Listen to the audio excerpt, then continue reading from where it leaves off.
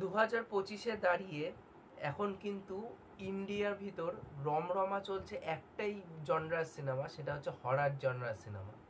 তা হরর জনরার সিনেমা কিন্তু ইন্ডিয়াতে বিভিন্ন জায়গায় বিভিন্ন মানুষ কিন্তু নানাভাবে পছন্দ করছে, সেটা হরর কমেডি ইউনিভার্স হোক, যেটা ম্যাডক প্রডিউস করে, বা ব্রহ্মা ইউগামের মতন সিনেমা হোক, বা ফোকলোর বেসড যেই সিনেমাগুলো ব্রহ্মা ইউগামের মতন, বা যেগুলো গথিক হরর আছে, বিভিন্ন টাইপের কিন্তু হরর সিনেমা মানুষ কিন্তু এখন দেখতে পছন্দ করছে। সে হরর পডকাস্ট থেকে শুরু করে হরর স্টোরি, নানা রকম জিনিস কিন্তু মানুষ এখন হররের কাজ কিন্তু দেখতে চাইছে। কোথাও গিয়ে মনে হচ্ছে যে ইন্ডিয়ার মানুষরা অ্যাকশন এবং তার সাথে সাথে রোম্যান্স এই টাইপের বা থ্রিলার কাজ, এই টাইপের কাজের থেকে মানুষ বিরক্ত হয়ে গেছে। এখন মানুষ দেখতে চাইছে শুধু হরর সিনেমা, যার জন্য হরর সিনেমায় এই রমরমা বাজার চলছে। এবং বিভিন্ন প্রডিউসাররা দেখতে পাচ্ছি হরর সিনেমা তারা বানানোর চেষ্টাও করছে অন্যদিকে।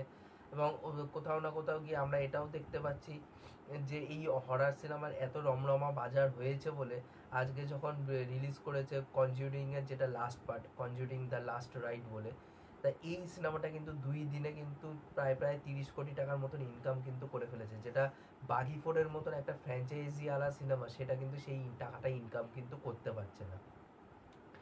তা এবার সেই জায়গা থেকে দাঁড়িয়ে ট্রেড এক্সপার্ট যারা আছে তারা কিন্তু এটা মনে করছে 50 কোটি টাকার মতন, মানে 50 কোটির আশেপাশে মতন 3 দিনে কালেকশন কিন্তু করে নিতে পারবে। তাই এই যে হরর সিনেমার এত চাহিদা বেড়েছে মার্কেটে, তা আমি ভাবলাম যে একটা ইন্দোনেশিয়ান হরর সিনেমা আমি দেখেছি, তা সেটাও আপনাদেরকে রেকমেন্ডেশন করা হয়ে যাবে। আমি এটা বেসিক্যালি রেকমেন্ডেশন করছি আপনাদেরকে দেখার জন্য। খুব দুর্দান্ত হরর সিনেমা। আমি বলবো যে যাদের অ্যাকচুয়ালিতে মানে অরিজিনাল ল্যাঙ্গুয়েজের সাথে সিনেমা দেখার খুব অভ্যেস আছে, সাবটাইটেল পড়ে মানে পড়ে পড়ে সিনেমা দেখতে কোনো অসুবিধা হয় না, তাদেরকে বলবো যে এই সিনেমাটাকে একবার চান্স দিতে পারেন। খুব দুর্দান্ত একটা কিন্তু সিনেমা কিন্তু হয়েছে। তা পরিচালক জোকো আনোয়ার, তিনি এই সিনেমার পরিচালক। তাই এই সিনেমাটাকে তিনি এত সুন্দর করে পরিচালনা করেছেন এবং রিয়েল লোকেশনে গিয়ে কিন্তু তিনি এই সিনেমাটাকে পরিচালনা করেছেন। বিশেষ করে যেই গ্রামটাকে এই সিনেমার মধ্যে দেখানো হয়েছে, এটা কিন্তু কোনো সেট ফেলে কিন্তু করা হয়নি।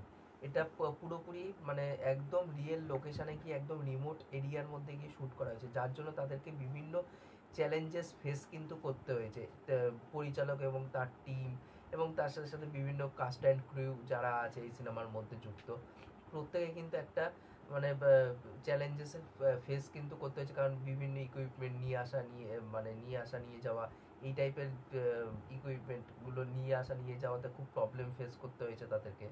এবং পরিচালক যে আছে এই সিনেমার, সে শ্যুট করতে করতে তার ম্যালেরিয়াও হয়ে যায় একটা টাইমে গিয়ে।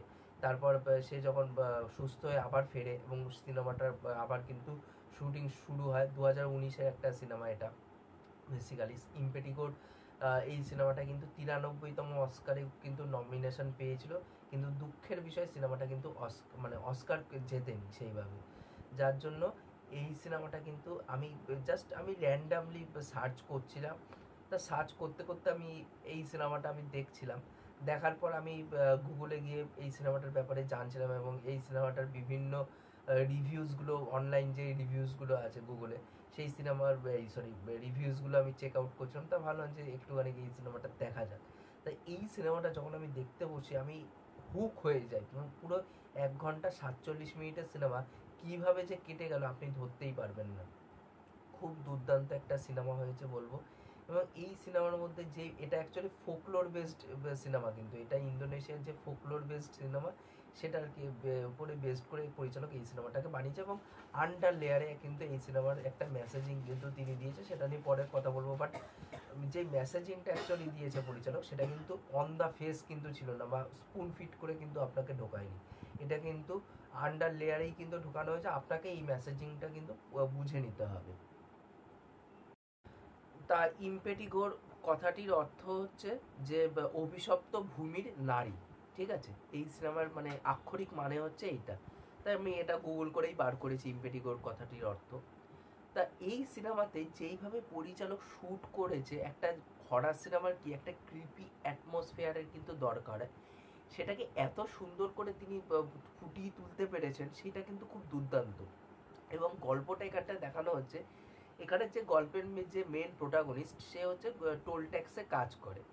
এবং টোল ট্যাক্সে কাজ করার সময় একটা অপরিচিত ব্যক্তি তার উপর হঠাৎই হামলা করে দেয় এবং তার মনে একটা সন্দেহ জাগে কেন এই ব্যক্তিটি হঠাৎ আমার উপর হামলা করলো।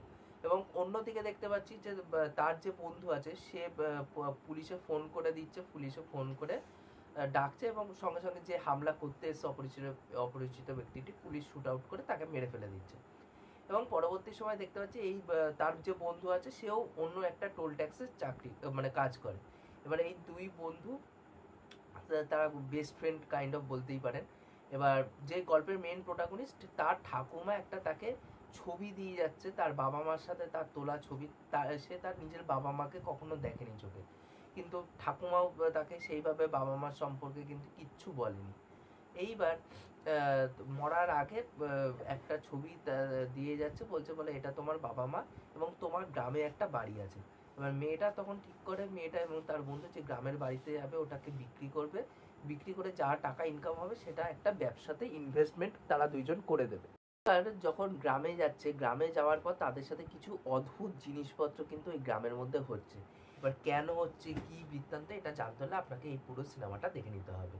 তাই এই সিনেমাটা কিন্তু আমি ঘুরপথে দেখেছি, আপনাদেরকেও কিন্তু এই সিনেমাটা ঘুরপথে গিয়ে দেখতে হবে, কারণ কোনো ওটিটিতে কিন্তু অ্যাভেলেবেল নেই এবং অরিজিনাল ল্যাঙ্গুয়েজের সাথেও কিন্তু আপনাদের এই সিনেমাটা দেখে নিতে হবে। তো এই সিনেমাতে যেটা বলছিলাম যে গ্রামটাকে খুব সুন্দর করে ক্যাপচার করেছে, বিশেষ করে এই গ্রামের লোকদেরকে যেভাবে দেখানো হয়েছে খুব অদ্ভুত লাগবে আপনাদের দেখতে দেখতে। গ্রামের মানুষদের না ক্রিপি একটা ফিল কিন্তু হবে দেখে। এবং এই যে ফোকলোরটা, যেটা ইন্দোনেশিয়ান একটা ফোকলোরের মধ্যে গল্পটা বেশ করছে, আমি এখানটা বলছি না, বললে স্পয়লার হয়ে যাবে, কারণ অনেকেই হয়তো এই সিনেমাটা দেখেননি, আবার অনেকে হয়তো দেখেও নিতে পারেন, কিন্তু যারা দেখেনি তাদের জন্য স্পয়লার হয়ে যাবে, যার জন্য এটা আমি স্পয়লার ফ্রি একটা রিভিউ করছি। চাইলে আমি এটা ডেপথে গিয়ে আরও মানে জিনিসগুলোকে নিয়ে আলোচনা করতে পারতাম, বাট এখানটায় যেই মানে ফোকলোরে বেস্ট করেছে সেটাকে এত সুন্দর করে পরিচালক ফুটিয়ে তুলতে পেরেছেন থ্রু আউট ন্যারেটিভের মধ্যে, সেটা কিন্তু খুব দুর্দান্ত হবে। এবং এখানটায় বলবো যে সিনেমাটোগ্রাফির কাজ কিন্তু বেশ বেশ ভালো, কিছু কিছু সিন এত সুন্দর করে, বিশেষ করে রাতের সিনগুলো খুব দুর্দান্তভাবে সিনেমাটোগ্রাফির মাধ্যমে কিন্তু সেগুলো ক্যাপচার করা আছে, সেগুলো দেখতে কোথাও না কোথাও খুব দুর্দান্ত লাগে। এবং এই যে গল্পের যে মানে প্রথমে যে বলছিলাম যে একজন অপরিচিত ব্যক্তি একটা গল্পের প্রোটাগনিস্টকে এসে ওই টোল ট্যাক্সে এসে তার উপর হঠাৎ হামলা করে দেয়। এবার কেন হামলা সে করেছিল, কি বৃত্তান্ত, তার আর্কটা পরবর্তীকালে গিয়ে কমপ্লিট করে। মানে ওটা এমন নয় যে ওই জায়গাটা ওটা ছেড়ে চলে যায়, ওটাকে কিন্তু পরে আবার গল্পে রিটার্ন নিয়ে এসে সেটাকে কিন্তু আবার মানে ওটাকে কনক্লিউশনও কিন্তু পরিচালক দিয়েছে। এবং এখানটা যদি পারফরমেন্সের কথা আসে, এখানে প্রত্যেকের পারফরমেন্স কিন্তু খুব ভালো, প্রোটাগনিস্টের পারফরমেন্সও বেশ ভালো, এবং গ্রামের মধ্যে যারা সাপোর্টিং কাস্টের চরিত্রে অভিনয় করেছে গ্রামবাসীরা, তাদেরও কাজ কিন্তু বেশ বেশ ভালো। এবং তাদেরকে একটা যে পর্যায়ে গিয়ে মনে হয় খুব ক্রিপি টাইপের একটা মানুষ, সেই জিনিসটা আমার দুর্দান্ত লেগেছে। বিশেষ করে একজন বয়স্ক ভদ্রমহিলা আছে, ওই ক্যারেক্টারটাকে দেখবে, যা ক্যারেক্টার না, মানে ওই দুর্দান্ত লাগবে ওই ক্যারেক্টারটা, আমার ওই ক্যারেক্টারটা ব্যাপক লেগেছে। ভিলেন কাইন্ড অফ বলতে পারেন, বাট ক্যারেক্টারটা কিন্তু খুব দুর্দান্ত। এবং এখানটা কিন্তু কিছু গোরি সিন কিন্তু আছে, দুর্বল হৃদয় যারা মানুষরা আছে তারা কিন্তু এই সিনেমাটার থেকে অবশ্যই দূরে থাকবে। এবং পরিচালক যেই জিনিসটা দেখিয়েছে যে এই গল্পের মধ্যে, যে এই যে আমরা দেখতে পাই জাম্প স্কেয়ারের ব্যবহার, বিশেষ করে তো হলিউডের সিনেমাতে বেশি ইউজ হয় জাম্প স্কেয়ারগুলো। এবার আমরা জানি যে ওটা জাম্প স্কেয়ারগুলো ওগুলো স্ক্রিপ্টেড হয়, ওগুলো স্টেজিং করাই থাকে, ওইভাবে একটা সাউন্ডের মাধ্যমে এমনভাবেই খেলা হয় যে আমরা সাউন্ড এবং সিন দুটো এমনভাবেই খেলা হয় যে আমরা ওই সিনটা থেকে ভয় পেয়ে যাব। এইবার এখানটায় পরিচালক ওই জাম্প স্কেয়ারের ব্যাপারটা রেখেছে, আবার কিছুটা ভেঙে উঠছে। মানে যখন দেখবেন যে মিউজিক মানে ব্যাকগ্রাউন্ড স্কোরটা আপলিফটেড হচ্ছে, ভাবছেন যে এখানটায় কোনো একটা জাম্প স্কেয়ার আসবে, ওই জায়গায় কিচ্ছু হচ্ছে না। অপরদিকে যখন দেখবেন যে আপনি কোনো এক্সপেকটেশন করছেন না যে এখানটা কোনো জাম্প স্কেয়ার হবে না, ওই জায়গাটায় এসে আপনাকে জাম্প স্কেয়ারের ভয়টা দেবে। তাই এই পরিচালক কিছু কিছু জিনিস সুন্দর করে মানে রেখেওছে, আবার ওই জিনিসটাকে ব্রেকও করেছে, তাই সেই জিনিসগুলো দেখতে কোথাও না কোথাও খুব সুন্দর লেগেছে। এবং এখানটায় যে মেসেজিংটা অ্যাকচুয়ালিতে পরিচালক দেওয়ার চেষ্টা করেছে, যে আজকালকার দিনে আমরা দেখতে পাই যে এটা দেখুন, এটা মানে কি, যদি এখন ইন্টেরিয়ারের দিকে চলে যান, ইন্ডিয়ার দিকেও তো এখনো আছে, বা এটা পুরোপুরিভাবে পুরো বিশ্বের একটা বলবো যে মানে এটা অ্যাপেলিং একটা বিষয়, যে এই ভ্রূণ হত্যা, ভ্রূণ হত্যা আমরা দেখি বিশেষ করে মেয়েদেরকে, যে পেটে বাচ্চা থাকা অবস্থাতেই মেয়ে, যারা মেয়ে সন্তান হয় তাদেরকে মেরে ফেলে দেয়, কি না মেয়েরা সব মানে বংশের প্রদীপ হতে পারবে না, মেয়েরা হচ্ছে অশুভ, এরকম টাইপের কিছু কথাবার্তা ছড়িয়ে দেওয়া হয়, ছেলেরা হচ্ছে শুভ বংশের প্রদীপ হয়। তা যার জন্য এখানটায় সেই জিনিসটার উপর কমেন্ট্রি করেছে, এই ভ্রূণ হত্যা এবং যে মেয়েদেরকে বিশেষ করে মেরে ফেলে দেওয়া হয় পেটে বাচ্চা থাকা অবস্থায়, বা বাচ্চা প্রসব একটা মা যখন প্রসব করছে, বাচ্চা প্রসব করার পর সেই বাচ্চাটাকে মেরে ফেলে দিচ্ছে বাড়ির লোকেরা মিলে। তো সেই জিনিসটার উপর কিন্তু পরিচালক এখানটা কমেন্ট্রি করার চেষ্টা করেছে, সেইটা কিন্তু বেশ বেশ ভালো কিন্তু লেগেছে।